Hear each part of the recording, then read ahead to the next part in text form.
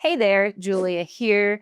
Today we are continuing the color category series with gray inks. I don't see gray inks here on YouTube as much, and you probably don't see me ink them up as much, just here and there, but I do enjoy them a lot because of legibility, of course, most of the time. And on the page, especially in planners, journals, gray just doesn't look as harsh on the page as black, but also wouldn't turn heads in a professional setting. It's always fun to, I think, find a gray ink that kind of looks like a pencil, so you get that pencil quality, but with the fun of fountain pen inks. So of course, we have to start this off with some color psychology just to get in the gray mindset. Take this with a grain of salt.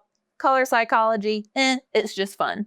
So on the positive side, gray is associated with calmness, sophistication. Think of, a snazzy gray suit, balance, maturity, and control. On the negative side of things, gray, you think of a gray day, you think of sadness, being indecisive, pessimistic, predictable, and detached. Very interesting. Also interested to see what you think about when you think of gray.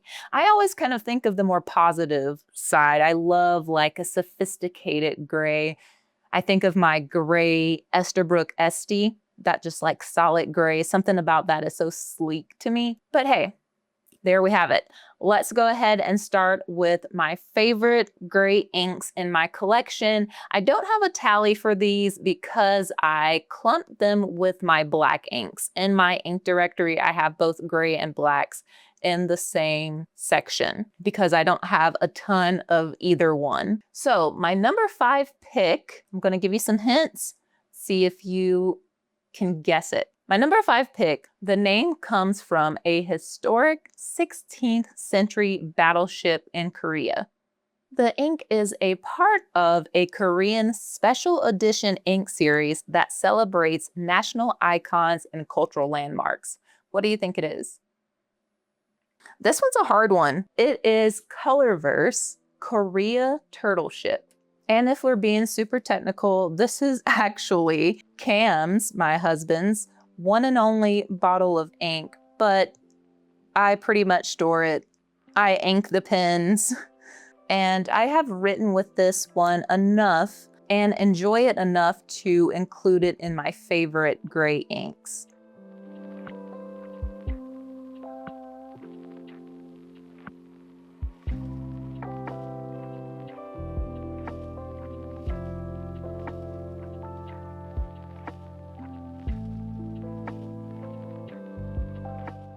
Also important to mention here that this is Cosmo Airlight paper, so results may vary on different papers.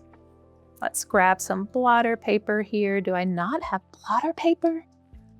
Okay, in the meantime, we'll use the pencil board. And I'm also going to be doing a writing sample with this Sailor Hakoto. This particular attachment is the fine nib attachment.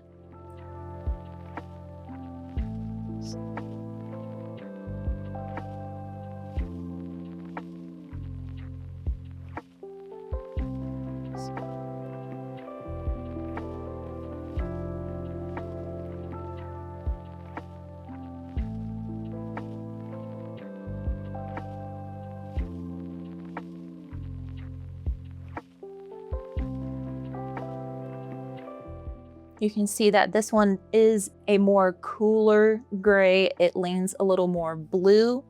I think it's gorgeous with all the different shading properties here. It is really subtle. I will say in pens, it does come across a little more dark. But again, that also depends on what pens we're talking about. But for the most part, the pens that I've used it in, and I know Cam has used it in a Yovo number 6 nib, a TWSBI medium, and both of those were more dark. But regardless, a beautiful color. I love the way it looks here with this writing sample. Okay, the next gray ink I really love. I love all of these, but let me give you some hints. This ink was the brand's Ink of the Year in 2020, and it's named after a mineral known for its ethereal shimmer. My number 4 pick is Pelikan Edelstein Moonstone. I cannot remember where I first tried this ink, but I tried a sample maybe at some point and wanted to get a bottle, but the bottles were a little bit hard to find. So I remember finding a bottle at a pen and stationery shop in Albuquerque called Pen and Pad, and she went in the back and wasn't sure if she had it, and I had kind of given up hope, and she came out with it, and I was a happy camper. This is a beautiful gray.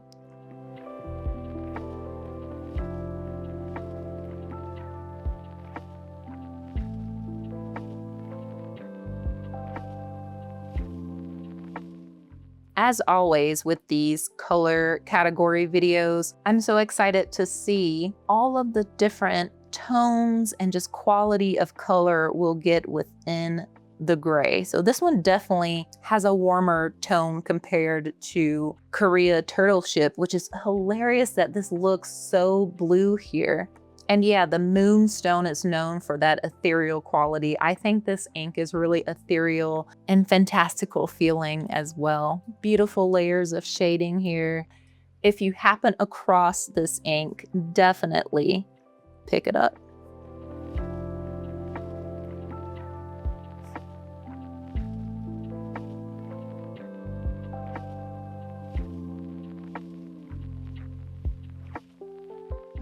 Lovely in writing as well. Definitely up my alley as far as the subtle shading goes. Okay, number 3, I feel like is a crowd favorite. The name is a nod to a classic English blend, and it was a Reddit ink from 2017.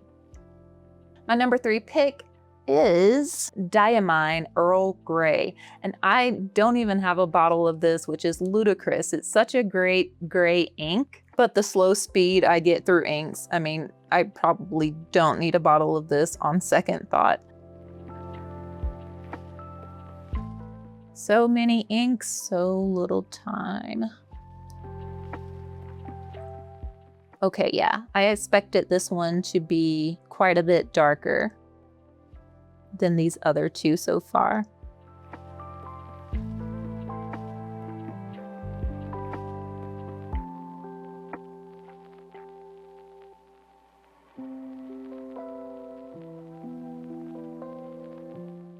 This one's interesting because I feel like I'm getting some bluish purples in there, of course, but then also the redness of it is coming out as well. So very interesting.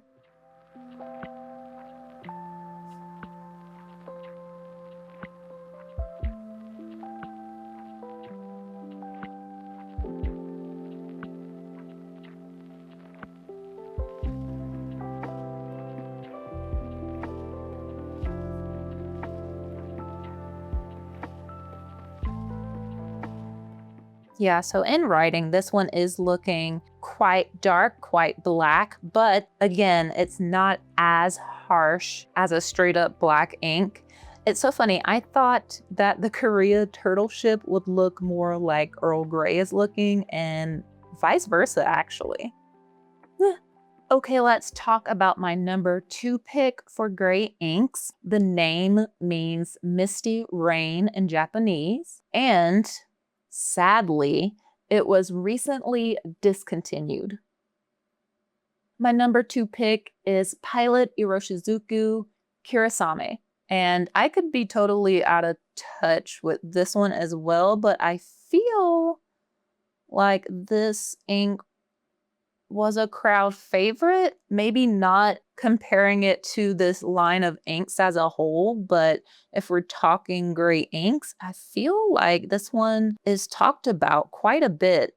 So I just wonder what the thinking was when Pilot decided to discontinue this ink. I actually had a sample of it before they announced that they were going to discontinue it, and I really love this ink, and so I decided to go ahead and get a bottle before prices got outrageous or before it was just going to be super hard to find.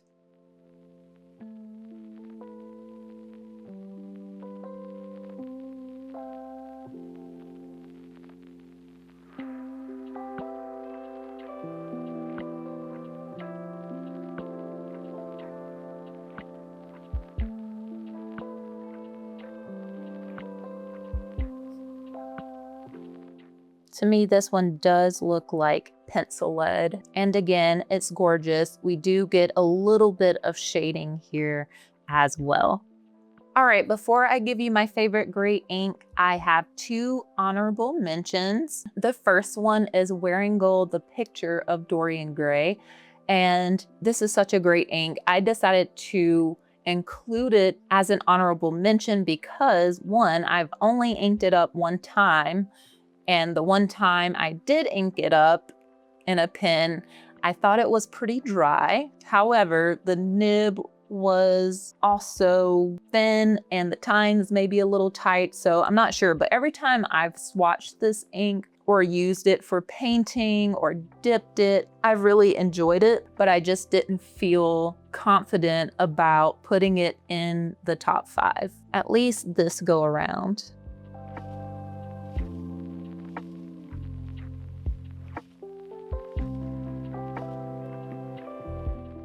We'll see some really nice color variation in here. It's a really great gray, kind of that look up a color swatch of gray in the color dictionary and you will probably see Wearing Gold, the picture of Dorian Gray. The next honorable mention is Kobe City Museum Gray. This I included in the honorable mentions and not the top 5 for no particular reason. It just didn't crack the top 5. I have inked it up a few times in pens and I've had an okay experience with it. So maybe this would be a number 6 or 7 if this countdown continued on and was larger.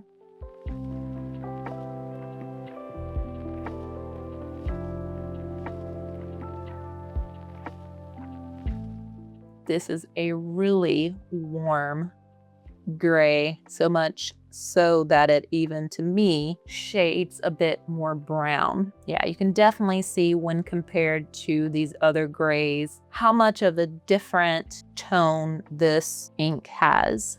Okay, let's talk about my number 1 pick. I'm actually surprised that this is my number 1. I had a hard time deciding between Kirasame and my number 1 pick, so really you could put them in a tie. But my number 1 pick was released in late 2022 as a part of a series that focused on craftsmanship and nostalgia. The name is inspired by typography and the art of traditional printing. What do you think it is? I don't even have a bottle of it, but it is Ferris Wheel Press lead cast letters. I know the first time I had this inked up in a pen was in my pilot Decimo in like the Kobe gradation, like that gray Decimo. And oh my gosh, it performed so well. And I've had it in another pen too, but I just thought it was the perfect gray.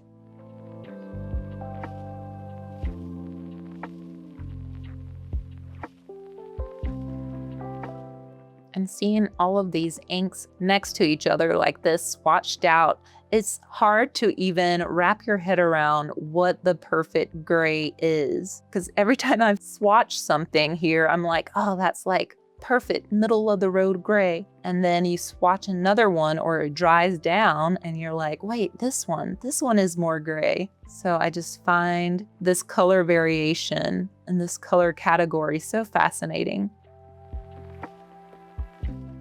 We're getting some absolutely gorgeous shading here.